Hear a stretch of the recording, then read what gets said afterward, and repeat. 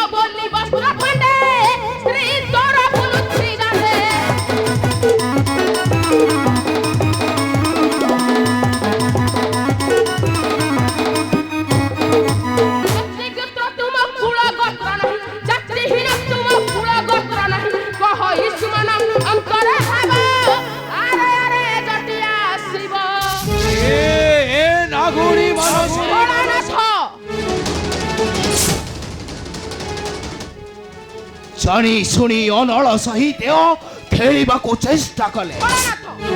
ପତଙ୍ଗ ପରି ଜଳି ପଡ଼ି ପାଉଁଶ ହେଇଯିବୁ ପାପିନି। ଯଦି ଜୀବନ ପ୍ରତି ଅଛି ତ ମମତା, ତେବେ ଶୀଘ୍ର ଏହି ସ୍ଥାନ ପରିତ୍ୟାଗ କରି ଚାଲିଯ କହୁଛି।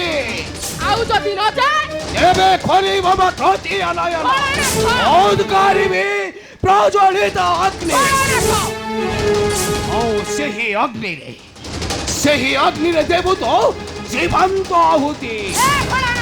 ମରିବୁ ମନସା, ଭୋଗିବୁ ଲାଲସା, ପାତାଳ ଫେରିବା ଛାଡ଼।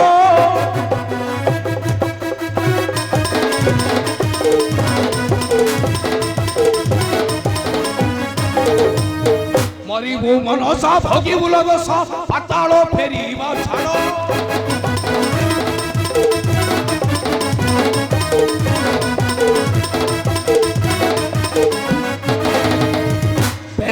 ତ୍ରିଶୂଳ ହେବୁ ଫଳ ଫଳ ନାମ ମୋର ଯୁଗାରୁଢ଼।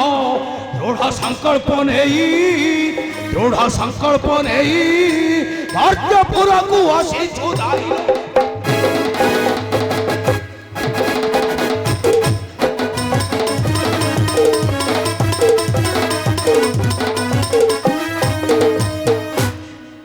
ଛାଣ ଗୁଲିଟା କରୁ ହଟ ହଟା ହେବା ପାଇଁ ରାଜହଂସ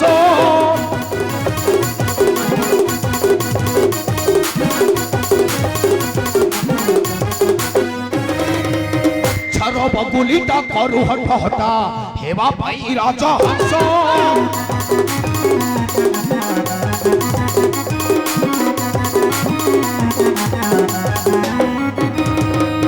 मुही पंचमथा संहार करता नरखिबी नागवंश गीते कहे सुमन निश्चय जीव तू जम भुवन लो गीते कहे सुमन ए मनसा ତେବେ ହେଇଯାଉ ଶକ୍ତିର ପରୀକ୍ଷା अच्छे मु प्रस्तुत ଉତ୍ତମ